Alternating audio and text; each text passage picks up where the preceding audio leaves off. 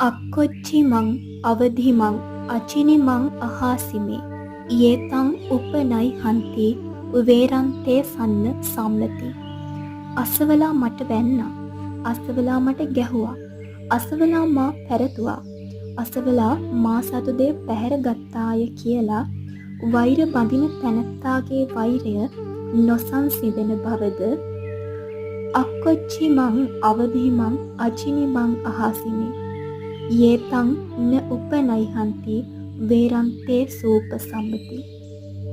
අසවලා මට බැන්නා, අසවලා මට ගැසුවා, අසවලා මා පැරතුවා, අසවලා මා සතුටේ පැහැර ගත්තායයි කියලා වෛර නොබදින තැනැත්තාගේ වෛරය සංසිඳන බවද අපගේ භාග්‍යවතුන් වහන්සේ දේශනා කළා.